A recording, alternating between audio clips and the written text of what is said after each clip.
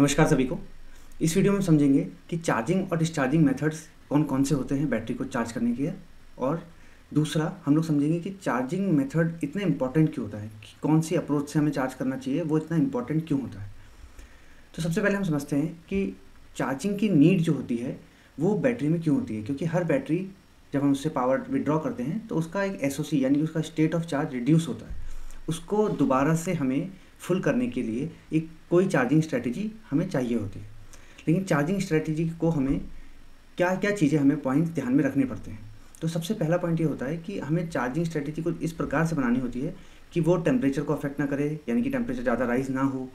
Secondly, वो उसकी life को ख़राब ना करे, यानी कि बैटरी की लाइफ को ख़राब ना करे।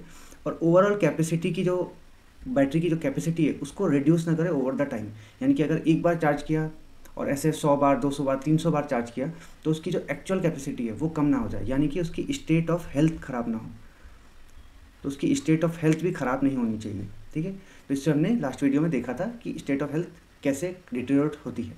ठीक है, अब चार्जिंग स्ट्रेटजी बनाने के लिए बहुत सारे फैक्टर हैं जो काम करते हैं और जिनकी वजह से प्रॉब्लम आ सकती है हमें स्ट्रेटजी बनाने में। जिनमें से कुछ बहुत इंपॉर्टेंट जो फैक्टर्स हैं वो है हमारा करंट रेट, कि करंट रेट कितना है, यानी कि कितना आप करंट पुश कर रहे हैं उसमें। ठीक है, स्टेट ऑफ हेल्थ क्या है बैटरी की, यानी कि बैटरी कितना चार्ज कैपेसिटी अभी लेने की क्षमता रखती है।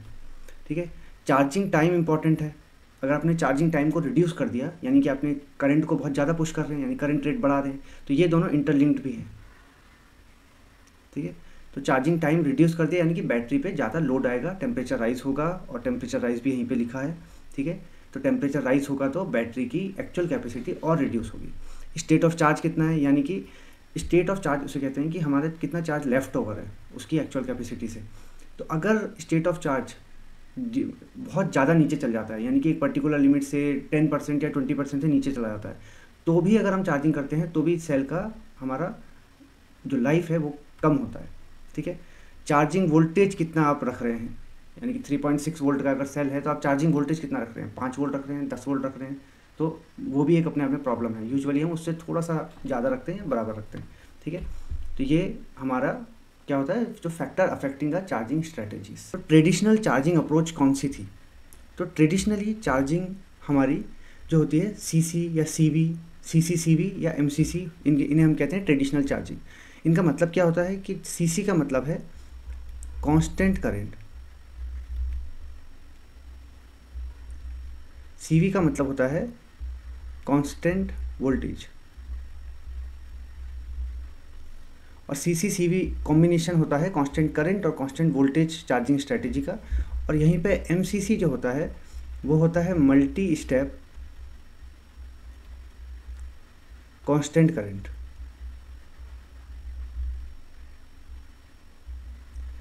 इन चार स्ट्रेटजी को अभी हम देखेंगे कि कांस्टेंट करंट, कांस्टेंट वोल्टेज काफ़ी सिंपल स्ट्रेटजीज़ हैं। एमसीसी थोड़ा सा इनसे एक स्टेप अच्छा है, और ये चारों स्ट्रेटजी जो है ये हमारी ट्रेडिशनल चार्जिंग अप्रोच में आती है। तो सबसे पहले हम देखते हैं कि कांस्टेंट करंट और कांस्टेंट वोल्टेज, ज़्यादातर ये दोनों स्ट्रेटजी साथ में यूज़ होती हैं। तो कांस्टेंट करंट इस स्ट्रेटजी को बोलते हैं जबकि हम चार्ज करंट को फिक्स रखते हैं। और जैसे सपोज़ कोई बैटरी है, उस पर हमने 10 एम्पियर पुश किया कांस्टेंट, तब तक हम पुश करते हैं जब तक उसका चार्ज एक पर्टिकुलर लेवल पे नहीं आ जाता। जनरली हमने देखा है कि मोबाइल के केस में भी हम लोग 0 to 80% को हम फास्ट चार्जिंग कहते हैं, क्योंकि वहाँ पर कांस्टेंट करंट चार्जिंग होती है। ठीक है, जैसे ही वो 80% पे पहुँच जाता है उसके बाद हम कांस्टेंट वोल्टेज चार्जिंग करते हैं और करंट धीरे धीरे अकॉर्डिंगली खुद से कम होता रहता है। तो हम कांस्टेंट वोल्टेज मेंटेन करते हैं। मेनली ये वोल्टेज क्या होता है, सेल वोल्टेज के आसपास वोल्टेज होता है। अगर लिथियम आयन सेल है तो इसे 3.6 to 3.4 वोल्ट के बीच में रखा जाएगा। ठीक है, कोई भी कांस्टेंट वैल्यू, और इन्हें बोलते हैं कांस्टेंट वोल्टेज और कांस्टेंट करंट स्ट्रेटजी। जनरली ये दोनों साथ में यूज़ होती है। ठीक है, कांस्टेंट करंट स्ट्रेटजी को ही हम जनरली फास्ट चार्जिंग जो होती है वो कांस्टेंट करंट स्ट्रेटजी ही होती है, जहाँ पर हम बहुत ज़्यादा करंट को पुश करते हैं। मल्टी स्टेप कांस्टेंट करंट जो स्ट्रेटजी है उसमें हम लोग क्या करते हैं कि पहले कांस्टेंट करंट देते हैं हाई वैल्यू का। जब चार्ज एक पर्टिकुलर लेवल पे पहुंच जाता है और हमारा वोल्टेज भी वोल्टेज सेल वोल्टेज के बराबर या मैक्सिमम पे पहुंच जाता है, उस समय हम करंट को रिड्यूस करते हैं ताकि वोल्टेज फिर से रिड्यूस हो। फिर दोबारा से हम चार्ज पुश करेंगे तो वोल्टेज फिर बढ़ेगा, और हमारा मेन पर्पस रहता है इस वोल्टेज को एक पर्टिकुलर बैंड में रखना, क्योंकि ओवर वोल्टेज भी उतना ही बड़ा प्रॉब्लम है जितना ओवर चार्ज है, और जनरली चार्ज और वोल्टेज एक साथ बढ़ते हैं और एक साथ घटते हैं। ठीक है, तो हम लोग यहाँ पर वोल्टेज को भी हमें कर्टेल रखना है पर्टिकुलर लिमिट में। तो हम करंट को तब रिड्यूस करेंगे जब भी हमें लगेगा कि वोल्टेज हमारा अपर थ्रेशोल्ड पे पहुँच गया है। तो इसीलिए इसे मल्टी स्टेप बोलते हैं, क्योंकि यहाँ पे हम देख रहे हैं कि यहाँ पर 3 to 4 स्टेप है, 3 and 4 स्टेप, मे बी इसके बाद ट्रिकल चार्जिंग स्टार्ट हो जाती होगी। तो अब हम चलते हैं ट्रिकल चार्जिंग की तरफ। ट्रिकल चार्जिंग क्या होती है? तो जब भी कोई बैटरी फुली चार्ज हो जाती है तो उस बैटरी का एक सेल्फ डिस्चार्ज होता है। सेल्फ डिस्चार्ज हम कहते हैं जो बैटरी खुद से चार्ज अपना लॉस करती है। तो उस सेल्फ डिस्चार्ज का एक पर्टिकुलर रेट होता है, हो सकता है वो 0.01% ही लॉस कर रही हो, लेकिन जो भी सेल्फ डिस्चार्ज का रेट होगा, अगर उसी स्पीड में या उसी रेट पे मैं बैटरी को चार्ज करूँगा तो उसे बोलते हैं ट्रिकल चार्जिंग। तो इससे बैटरी की कैपेसिटी में ज़्यादा फर्क नहीं पड़ता है और बैटरी की हेल्थ भी अच्छी रहती है। तो यहाँ पर हम देख रहे हैं जो फर्स्ट वाला पार्ट है इसे हम ट्रिकल चार्जिंग कहते हैं। ठीक है, तो हम ट्रिकल चार्जिंग तब तक करते हैं, ट्रिकल चार्जिंग एक्चुअली एक हेल्दी होती है, लेकिन पॉइंट ये है कि अगर हम पूरी बैटरी को ट्रिकल चार्जिंग की मदद से चार्ज करेंगे तो प्रॉब्लम ये आती है कि बैटरी बहुत देर में चार्ज होती है। हो सकता है वो जो बैटरी 1 घंटे में चार्ज हो रही है आपके फास्ट चार्जर से, वो आप पूरा दिन लगा के उसे चार्ज करेंगे। स्पेशली केस ऑफ मोबाइल्स में, मोबाइल में आप एक एग्जांपल लेते हैं कि अभी जो नए मोबाइल्स आते हैं उनमें हम बोलते हैं कि ये 30 मिनट में 80% चार्ज हो जाता है। तो 30%, अगर वो 80% 30 मिनट में चार्ज हो रहा है तो हम ट्रिकल चार्जिंग करेंगे तो पूरा 1 दिन भी ले सकता है उसे चार्ज होने में। ठीक है, तो इसे बोलते हैं ट्रिकल चार्जिंग, लेकिन ये हेल्दी होती है। हम ट्रिकल चार्जिंग जनरली तब करते हैं जब बैटरी फुल चार्ज के पास होती है। ठीक है, तो अब इनके अपने अपने फ़ायदे हैं, कुछ नुकसान भी हैं। तो बैटरी का जो ट्रिकल चार्जिंग है वो सिंपल मेथड है, लो कॉस्ट मेथड है, इसे CTC बोलते हैं, लेकिन बहुत लंबा समय लगता है चार्ज होने में।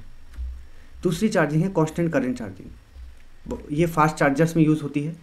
Increase capacity loss reduce battery life. ठीक है, ये इसका मेन प्रॉब्लम ये है, एक तो ये हीटिंग करता है और दूसरा उस हीटिंग की वजह से बैटरी की लाइफ का लॉस होता है।